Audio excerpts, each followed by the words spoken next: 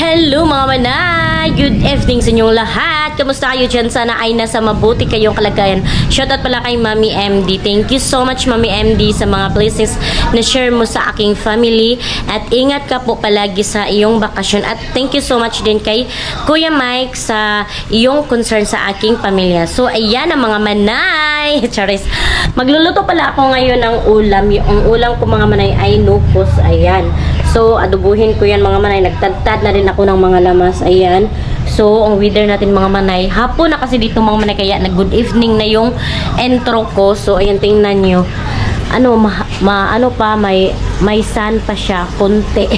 Ay, hindi na natin makikita yung sun mga manay kasi nagtago na siya. Pero maliwanag pa yung panahon kasi alas 5:30 pa dito mga manay. Pero yung nasa labas natin tingnan mo, makulimlim na mga manay at nagdalugdog talaga. Ayan, pero hindi pa dumating si Ate Fiana kasi baka nagpractice na naman sila ng debate niya. Kasi si Ate Fiana ay nagsasali sa mga debate mga manay.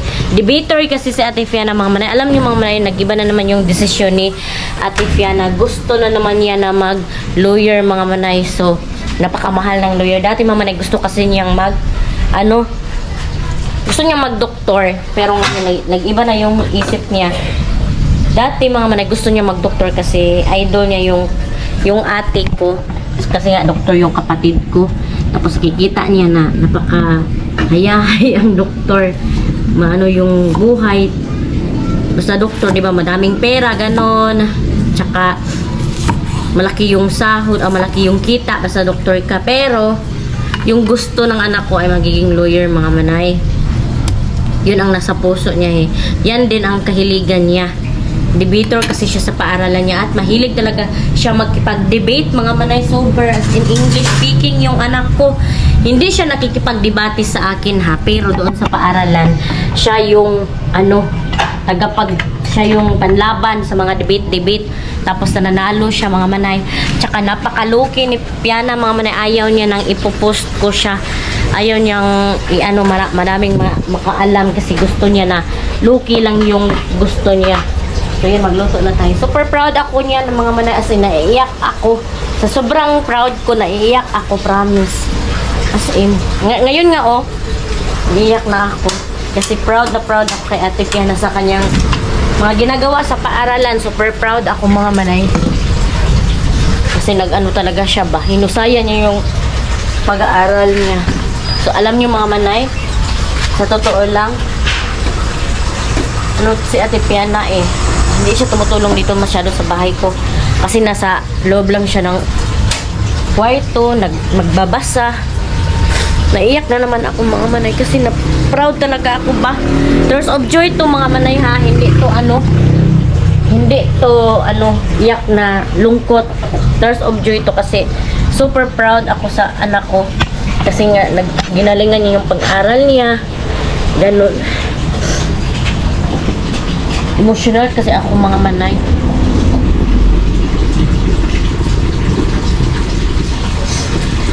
Ganyan tayo mga mama. Basta yung tawag yan proud tayo sa mga anak natin.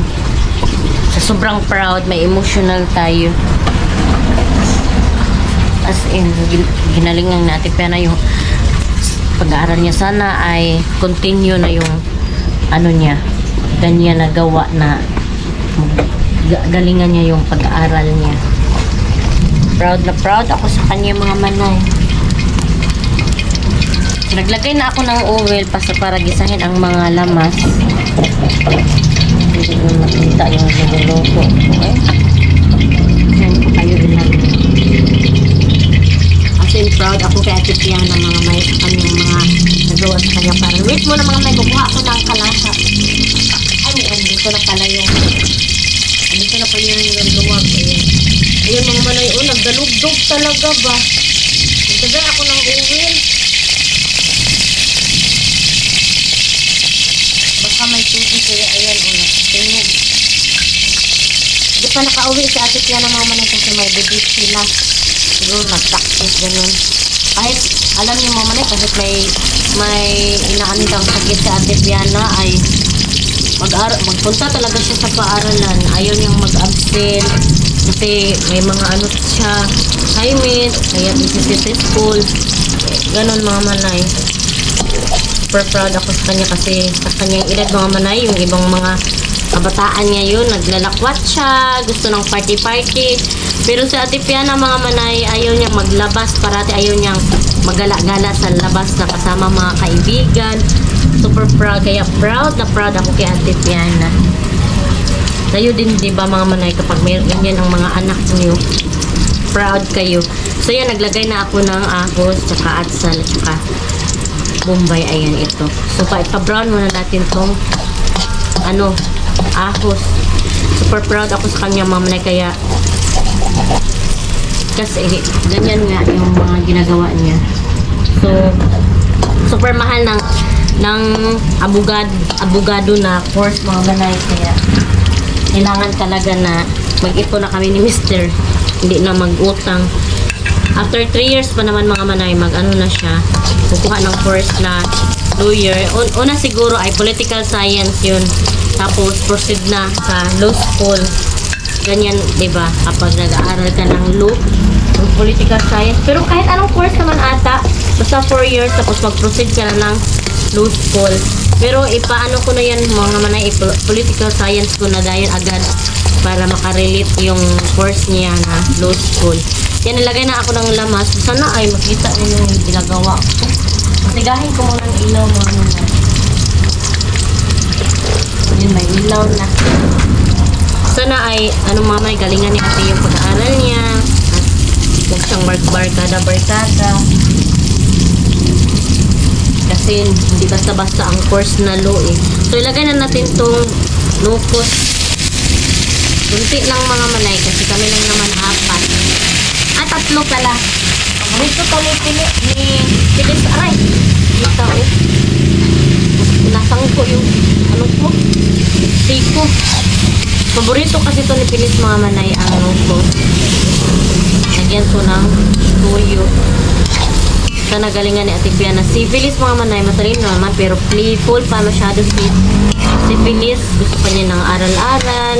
Aral-aral. Gusto pa niya ng laro-laro. Pero, okay lang naman iyak ang mga grades niya. Pero hindi siya talaga tulad ni Ate Piana mga manay na magaling talaga siya sa tawag niya na writing. Gano'n, writing exam. At saka, magaling siya magsagot ng ano-ano, gano'n. So, kukuha muna ako ng tuyo. Wait muna mga manay. Kayo muna magbantay sa luluto ko. So, ayan. Nagkuha na ako ng tuyo. Ayan. At saka magic sarap mga manay. Ayan. So, kailangan galingan talaga ang pag-aaral kasi hindi yan basta-basta na course ang law. Oy, ginoo ko. Ang lawyer. Kunti lang naman na tuyo kasi itong mamanay tawag niya ito locos ay magsabaw ni siya bisag hindi mo butang ng tubig, may sabaw na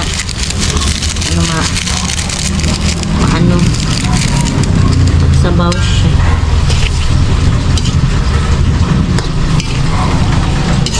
So, diba? Tapos takpan na agad, hindi, luto na siya. Tingnan niyo. Ayan. Si Feliz mga manay ay naman siya. Tawag niya nga bata ay playful para laro pa yung gusto niya. So takpan na natin para maluto. So hello mga manay, continue to sa vlog ko kahapon. So nagluto na pala ako ng breakfast at kumain na yung mga bata. Hindi ko na kayo pinakita na nagluto tayo ng breakfast natin. Kasi paulit-ulit lang naman at saka si Ate Fiana at si Feliz ay nagkain. Si Feliz pala ay naligo tapos si Ate Fiana ay kumain. At tapos ko na din na yung mga baon nila. So ngayon mga manay ay tayo walis dito kasi ang daming mga dahon dito. Ayun, mayroon kasi kaming langka dyan. Tapos yung mga dahon ang hulog dito. So ang gagawin ko ay ganito ko na lang tong gate namin. Sira na kasi tong gate mga manay. Kailangan ng hinayusin pero wala pa tayong budget. So di pa muna ngayon. Tiis-tiis na. Tsaka alam nyo mga manay kapag malakas yung ulan magbaha dito kasi ayan wala kasing ano dito mga manay, walang kanal ba. So plano ko someday kapag makapera-pera tayo ay palagyan natin yan ng ano, yung tawag yan ay kanang sandayong ba para maano yung tubig masalod. So yan, magwalis muna ako dito mga manay.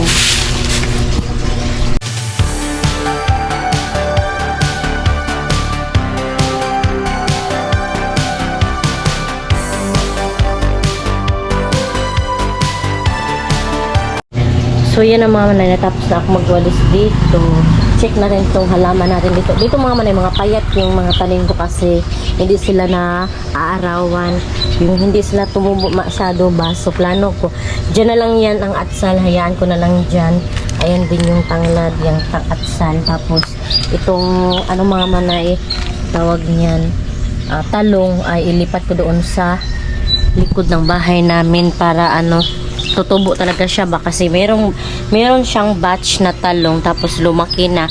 Pakita ko sa inyo mamaya. Meron din akong ano dito, ayan, kamatis at pero hindi talaga sila as in tumubo talaga, hindi tulad doon sa likod kasi direct sa araw yun doon eh. Yung ano ko pala mga manay, sili, ang daming bunga talaga, as in daming bunga at saka ang daming hinog na. Hindi na namin makaya pag ano ba, pagkuha-kuha kasi hindi naman kasi sobrang dami niya, hindi na namin makaya ano kunin. Mahilig kasi ako sa ano mga manay, maanghang. So ayun mga sili mga manay, o diba ang dami mga manay. Ano, ibang klase itong mga manay na sili kasi hindi siya masyadong ano maanghang, pero pagkainin mo doon mo ma-feel ang anghang, pero maanghang naman siya kapag idami mo na talaga yung sili. Ayan, ang dami mga manay, no, diba? Para siyang strawberry na sili. Hindi siya yung tulad ng maliit na sili na super anghang talaga. Ito maliit na sili to, pero na ano na siya, patungo na siya kamatay kasi matagal na yan na sili eh. Ayan, ayan din, pero wala na yan. Ito na naman yung sili ko, napakadami. Ayan, oh, malaki siya na sili, ang daming bunga, tapos madami na ding hinog. So ngayon mga manay ay plano ko ilipat ko doon sa likod yung ano, talong, yung maliit na talong. Tingnan natin yung mga tanim ko sa likod, diba? Lumaki na talaga sila. Tsaka yung ano, yung ano sabi? Yan si Pilis, mga manay, nagbihis na siya. Si Pilis lang kasi kusa yung nagbibihis ng kanyang sarili. Ako igo lang kumuluto. Yung ibang bata, mga manay na kaedad ni Pilis ay inaasikaso pa talaga ng kanilang mga ina, ng kanilang mga magulang. Pero si Pilis, siya na lang kusa talaga yung magbibihis, kakain, ganun. So, yan, na-train ko talaga siya na siya na lang kusa. So, tingnan natin yung mga, so ganyan mga manay, kailangan natin turuan yung mga anak natin na maging independent, bata pa sila. Kaya kasi kapag malayo tayo or saan tayo pupunta ay marunong na sila sa kanilang sarili o sa kanilang buhay ba, kasi para maging independent at ganoon, marunong sila sa kanilang mag-ayos kahit man lang sa kanilang sarili. So yun yung talong ko, oh. Lumaki na talaga siya, hindi tulad nung isang talong ko doon sa kilid ay maliit. Ayan din yung ano, at salbi, ubuan ko to sila ngayon. Yung okra ko din, oh, diba, lumaki na sila, may progress na, meron din akong bagong okra, ayan, at saka doon sa baba meron na akong kamatis, ayan. So ngayon ay ililipat ko dito siguro ang isang talong mga manay, ayan, para linisin ko lang muna to. Hello, tanggal na dapat, oh.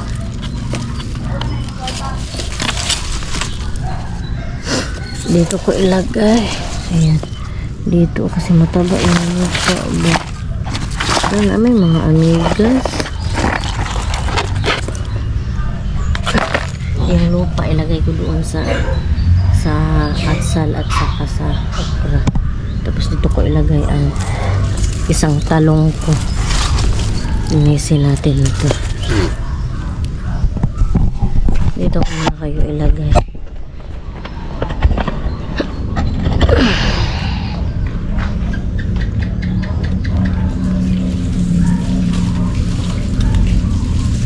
Bulaklak kasi yung bilan ko, ayan. Hindi ka lang nato na ako. Dapo na yun akong talong, ah.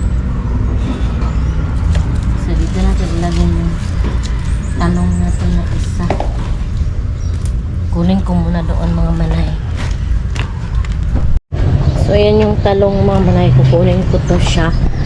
Tapos, ilipat natin doon sa likod ng bahay para ano talaga siya. Lalaki na siya eh. Yan ang wag siya nitubo.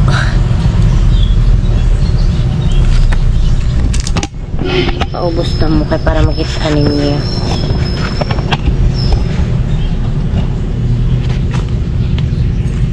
Kukunin natin to. Dapat bakuan iyang ugat.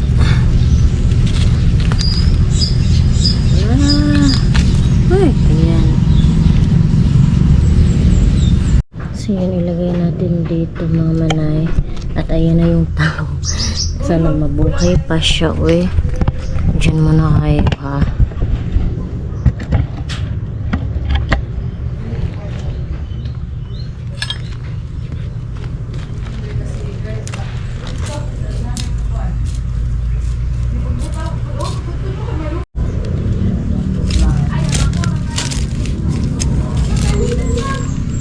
Ha?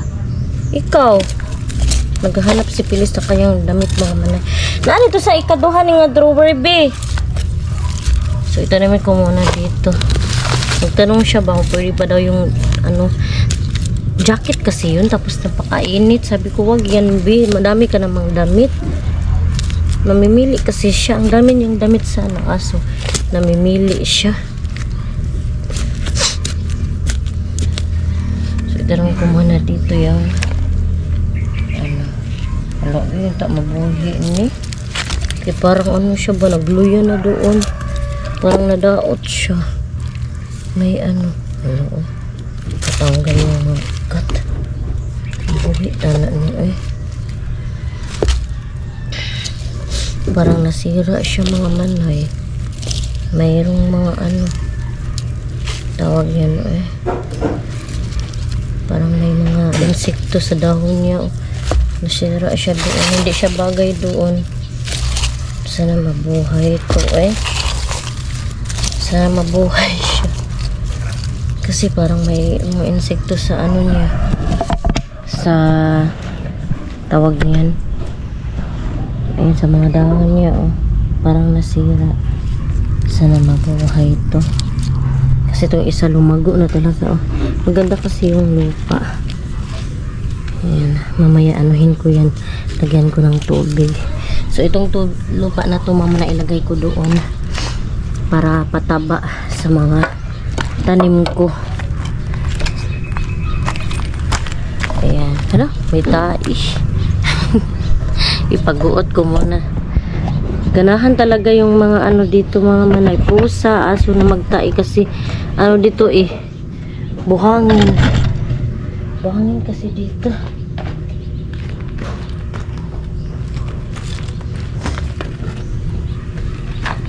Okay natin. Mataba kasi itong lupa.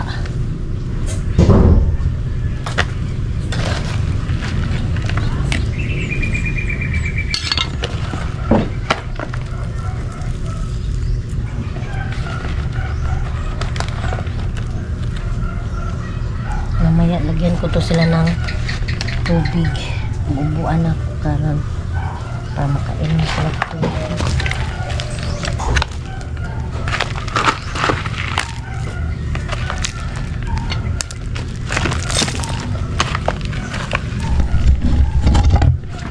Diba? O, diba? May ano na tayo, may aanihin na tayo someday.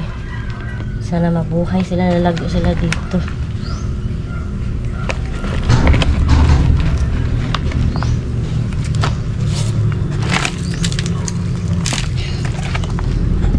So, yan ang mga manay. Nilagyan ko ng lupa. Yan ay wala pa. Tapos, ayan na yun. So, magkuha ako ng tubig ngayon. Tapos, ano, diligan ko sila mga manay. Saan ba yun? Sundan ko, nawala. So, magkuha ako ng tubig para diligan. So, wala na dito yung mga bata, mga manay. Kagabi pala ay nagbili ako ng orange at saka apple mga manay. Ayan. So, kain tayo. Kinabaon ko si Phyllis ng orange at saka apple, si Phyllis at si Ate Fiana. So, ayan, natapos na ako maglinis dito, pero ngayon ay magtutupi na ako ngayon mga manay. So, dito tayo magtupi. Magpwesto tayo dito sa upuan, pero bago ang lahat, kain muna tayo ng orange. Super busy talaga pag tayo na lang mag-isa dito sa bahay kasi madaming mga gawaing bahay. Ganun. So, pasensya na kayo mga manay kung dito muna tayo. Wala mo nang labas-labas, pasyal-pasyal. Minsan, lumalabas ako mga manay pero hindi na lang ako nagba-vlog kasi mayroong mga taong ayaw magpa-video, ganun. Ayaw nilang magpa-vlog sa YouTube mga manay kasi alam niyo naman na madaming taong nanonood kapag sa public. Kaya, yun, sa Facebook na lang ako nag-upload kung ayaw nila na magpa-YouTube. So, ano pala mga manay, may chinot pala ang mister ko sa akin. Sabi niya na i-assign na daw siya doon sa saan pa yun? Loreto. Ay, hindi. Trento mga manay. Magkatunog kasi ang Loreto at saka Trento. Kaya ayun mga manay, nag-ano talaga ako. So, magkahiwalay na yung ano ba, medyo malayo-layo na kami ni mister kasi super layo ng Trento. So, mahiwalay na kami ng bahay. Kasi doon na siya titira ng iwan ko mga manay kung ilang weeks or buwan siya doon sa Trento kasi napakalayo doon. Baka 1 week duty, 1 week off pa din. Kasi sobrang layo kasi doon mga manay. Minsan yung iba ay once a month lang umuwi. Minsan sa isang buwan ay 2 beses, ganun. Parang sundalo din mga manay ba. Kaya yun. Pero iwan ko sa kanila kung ano yung nila. Ano yung paraan nila ng day off nila. Kasi sa San Luis medyo malapit-lapit naman, pero doon kasi sa Trento malayo talaga siya mga manay. Parang patungo na siya sa Davao ba. So sobrang layo na talaga. Kaya ganun. Pero ganun talaga. Iwan ko kung totoo na doon na siya i-assign. Kasi bago na ang hippie sa San Luis doon sa kanila. So, hindi na siya basta-basta iwi. Kasi kapag bago ng hippie, sila din, bago na din yun i-assign. I-reassign na sila kung saan sila i-assign kapag bago na yung hippie. Ako naman mga manay, sanay naman ako na mahiwalay kami ni Mr. Tagal na siya uuwi. Parang nasanay na talaga ako na ganun yung niya, routine. Na ganun din yung style namin sa buhay. Dati gusto ko siya dito maasan, pero ayaw niyang paasan dito eh. Iwan ko sa kanya kung bakit ayaw niya magpa-assign dito. Kasi malapit siguro kapag malapit ka, madaming mautos, ganun. Pero ganun naman talaga ang trabaho, di ba? So yun naman ay muna ako dito magtupi. Tapos kung kumain nitong orange ay magtupi na tayo kasi madami-dami din to, 2 basket ba. So ito lang yung ganap natin. Pasensya na kayo mga manay kung dito yun pa rin yung ganap natin sa bahay. Siguro sa susunod maglabas ako siguro sa linggo. Iwan ko mga manay kung uwi ba ko or hindi. Kasi bukas mga manay ay 40 days ni Batarbunya. So, madaming pupunta doon kahit saan-saan na lugar. Dami talagang pupunta doon ng mga tao. Davao, Tagum, ganun. Magpunta doon mga manay. Yung iba nga andun na doon natutulog sa libingan ni Batarbunya. Doon na nag-tent na sila doon. So, ganun talaga kahalaga si Batarbunya dito sa Agusan. Tapos doon sa Manila. Hindi siya minahal.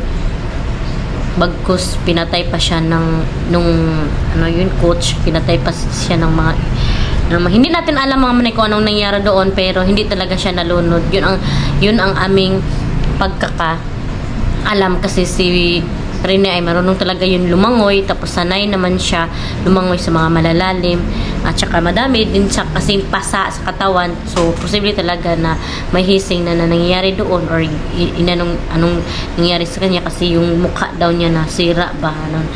So sobrang kawawa talaga ni Rene ba. Kasi binunog talaga siya masyado. So sobrang nakakalungkot. So yun muna, i-end ko na lang muna itong vlog kasi mag-edit na tayo. Thank you so much sa inyong panonood. Sa mga hindi pa pala nakasubscribe, please subscribe my YouTube channel and click notification bell para updated din kayo sa aking next video. See you in my next vlog mga manay. Bye bye and God bless. Ingat po kayo parati.